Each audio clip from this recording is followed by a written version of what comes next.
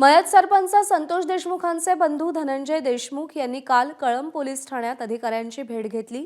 मनीषा बिडवे हत्या प्रकरणाचा नीट तपास व्हावा अशी त्यांनी मागणी केली आहे।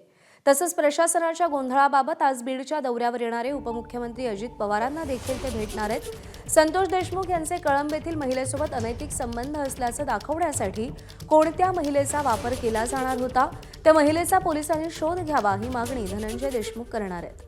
तसंच कळंबचे ठाकरे पक्षाचे आमदार कैलास पाटील यांचीही भेट धनंजय देशमुख घेणार आहेत।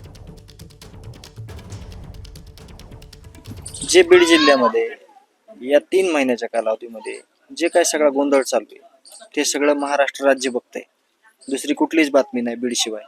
परंतु ही बातमी एवढ्या प्रखरतेनं का होतीये याचं कारण असं आहे की हे गांभीर्यानं कुठंच लक्ष देत नाही। जे काही बारामती मराठा क्रांती मोर्चाची समन्वयक समिती आहे त्या समितीनं अजितदादांना एक पत्र दिलंय आणि त्या पत्रात उल्लेख असा आहे की या प्रकरणात देशमुख हत्या प्रकरणामध्ये जे काही आरोपी आहेत त्या आरोपींच्या संदर्भात आता जे सध्या जेल प्रशासनामध्ये चालू आहे ज्या गोष्टी त्यावर तुम्ही गांभीर्यानं घेऊन देशमुख कुटुंबियाची भेट घ्या आणि त्यांच्या अडचणी जाणून घ्या असं दादांना त्यांनी सांगितलेलं आहे। त्याप्रमाणे आम्हाला वेळ भेटल्यावर आम्ही त्यांना त्या वेळेत भेटणार आहोत। एबीपी माझा, उघडा डोळे बघा नीट।